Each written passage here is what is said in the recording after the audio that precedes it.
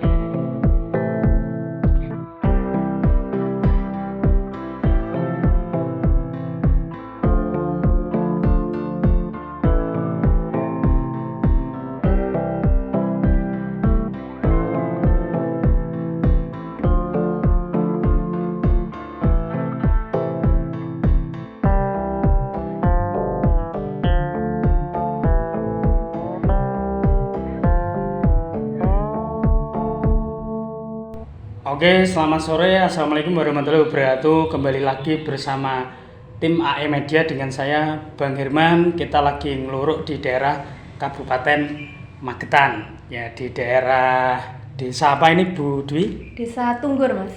Tunggur ya? Iya. Nah, mohon maaf tadi namanya siapa? Saya Dewi. Oh, Bu Dewi. Iya. Keliru pemirsa ya. Jadi namanya Bu Dewi bukan Iya. Bu Dewi. Iya. Gimana kabarnya Bu Dewi? Alhamdulillah sehat luar biasa. Sehat, alhamdulillah. Ini gini untuk Bu Dewi ya, kan kita dari tim AE Media Iya. mau tanya soal usaha Bu Dewi ini keripik tales ya. Iya. Nah, ini sejarah berdirinya seperti apa? Tolong diceritakan ke Sobat AE Media. Iya. Jadi gini, Mas, awal mulanya saya bikin keripik tales itu kan, kalau dulu itu tales biasanya cuma gitu-gitu aja ngolahnya ya, Mas. Iya. Paling cuma dikukus kayak gitu orang-orang zaman dulu. Terus saya kok berpikir gini, masuk toh tales itu nggak bisa diolah jadi makanan yang lain. Nah, kebetulan suami itu juga bosen juga kok hari-hari cuma dikukus saja. Coba kalau dibikin makanan lain gimana? Terus saya nyoba-nyoba bikin keripik. 1, 2, 3 tahun itu masih apa ya, istilahnya belum berhasil gitu ya, Mas. Untuk rasanya belum Iya, nemuin yang pas belum ya. nemuin rasa yang pas. Nah, terus coba, terus saya nyoba bawa hasil dari uji coba saya itu ke teman-teman. Ini saya nyoba bikin keripik dari tales, coba nanti diincipin, terus minta tolong di komen kayak Berarti gimana. minta ini apa? Pendapat. Iya, minta pendapat dari teman-teman. Ini sebenarnya renyah, tapi kok masih ada rasa gatal-gatalnya, masih ada rasanya yang kurang gurih, ini gimana gitu. Terus saya coba terus gitu, Mas. Saya itu mulai tahun 2010, Mas. 2010 Iya, ya? 2010 itu sudah mulai nyoba-nyoba kayak gitu.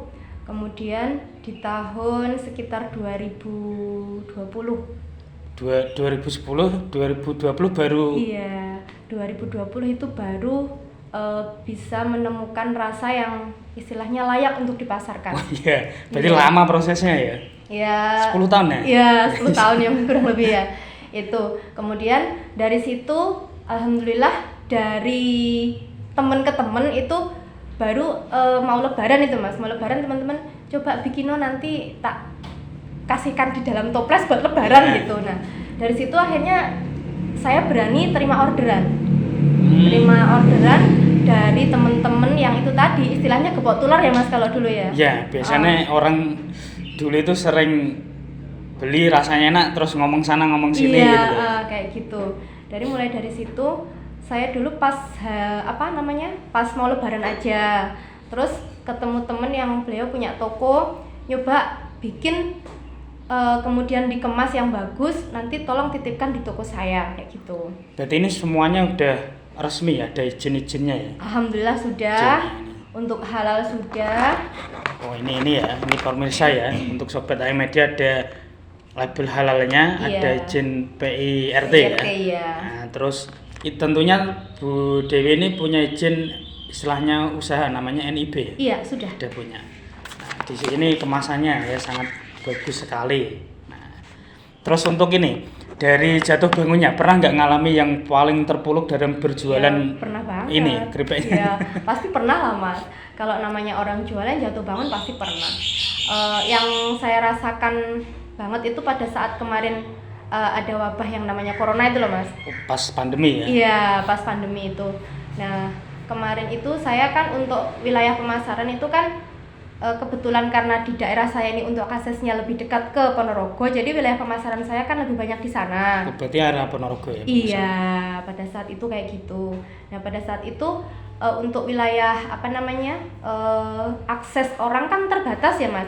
Kita nggak boleh keluar kota, kita nggak boleh pergi kemana-mana kayak gitu. Sedangkan untuk terus melanjutkan ekonomi keluarga kan kita juga harus mikir ya? Iya, harus keluar masuk daerah itu ada. pasti ya Mas. Apalagi untuk yang namanya pedagang kayak Iya, gitu. betul. Nah, itu pada saat itu hampir 6 bulan saya nggak bisa produksi, saya nggak bisa memasarkan ya? Iya, nggak bisa memasarkan ke toko-toko. Jadi pada saat itu saya juga nggak bisa nggak bisa mendatangkan barang, nggak bisa mengeluarkan produk. Pada saat itu saya gimana ya Mas? Dibilang sedih ya, nggak cuma saya sendiri. Ya, semuanya mengalami. Iya, ya? semua mengalami dan merasakan kayak gitu. Kemudian di tahun berapa ya kemarin, akhir 2022 kalau nggak salah kemarin Mas, kita ada sosialisasi dari Dinas Koperasi Kabupaten Magetan bagaimana kita para UMKM itu membangun kembali usaha kita, bangkit untuk memajukan ekonomi kita kembali. Berarti intinya ada ini ya, campur tangan sosialisasi dari pemerintah betul. kabupaten ya kan, menyupport UMKM di daerah Magetan sini. Iya, betul. Terima kasih ya untuk pemerintah Kota Magetan sudah menyupport UMKM di Magetan. Iya, selain dari pemerintah kabupaten, dari pemerintah desa pun alhamdulillah juga mensupport Mas. Mensupport ya. Iya, alhamdulillah untuk di desa saya ini juga merupakan salah satu produk unggulan desa kami di Desa Tunggul. Oh, yang ini? Iya, untuk keripik talas, ini. Iya. Berarti yang produksi ini di daerah sini bukan ibunya aja? Kalau di daerah sini sebenarnya ada beberapa produk keripik Mas, tapi kalau untuk keripik talas itu yang sudah memiliki legalitas itu baru saya, baru di Dewi Snack, Dewi ya, Keripik aja. Dari Bu Dewinya ini ya.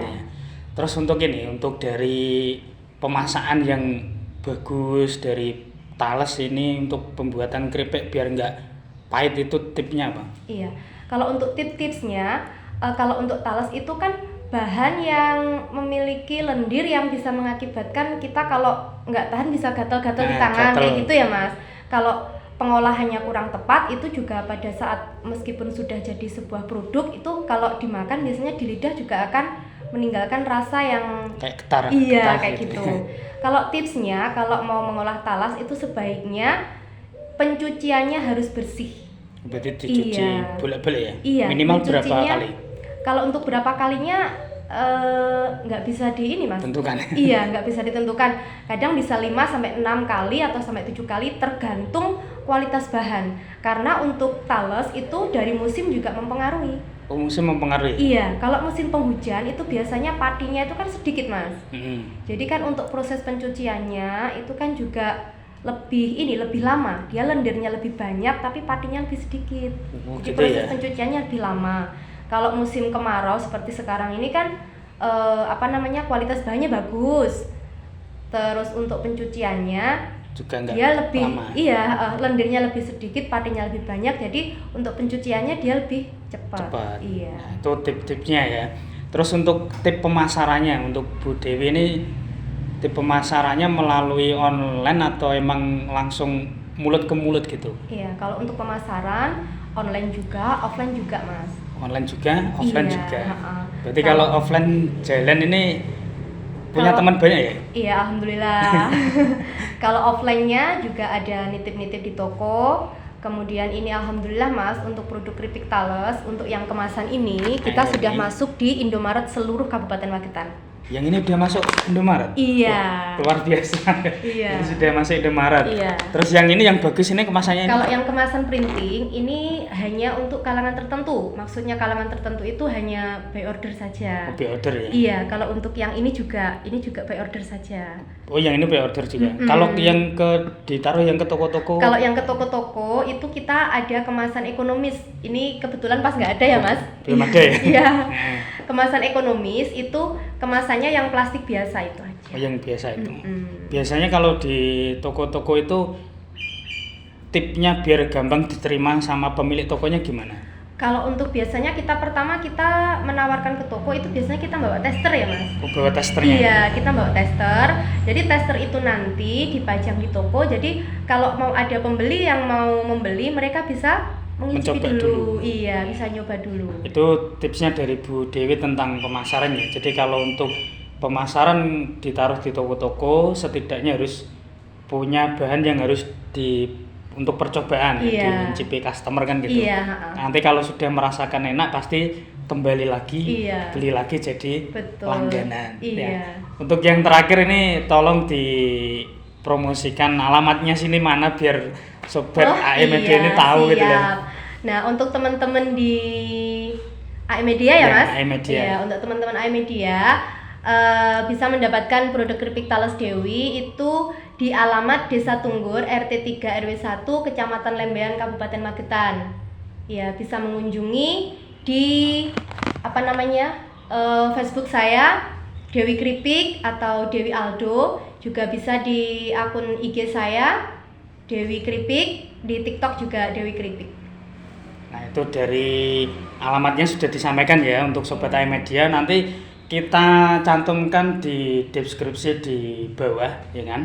Terus semoga informasi yang disampaikan Bu Dewi ini bermanfaat, memberi support untuk sobat AE Media yang pengen mencoba usaha atau pengen menjadi pelaku UMKM di kabupatennya masing-masing. Semoga UMKM di daerah Magetan semakin jaya, semakin maju, Amin. semakin dikenal di luar-luar kota. Amin. Nah, kita tutup ya.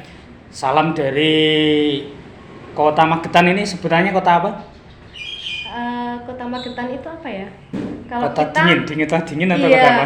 kalau kita di Magetan itu untuk UMKM itu kita punya semboyan Magetan Beraksi. Oh, Magetan Beraksi. Iya. Itu semboyannya Magetan itu Magetan Beraksi gitu Iya. ya. Kita tutup. Wassalamualaikum warahmatullahi wabarakatuh. Terima kasih.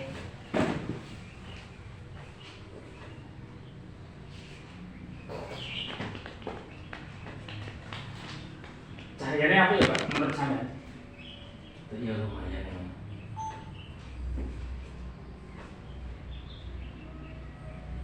Bagus ya Pak. Cuma kan malah sulap kayak Iya. dinyalakan. Kita lagi meluruk di daerah Kabupaten Magetan, ya di daerah desa apa itu?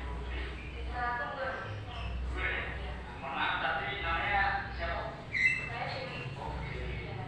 Kira saya jadi namanya ini pas wingi-wingi kula ngerekam malah cahayane iki nutupi wajah gitu. Oh, Nah, ini wajah. buatan ketutupan ini.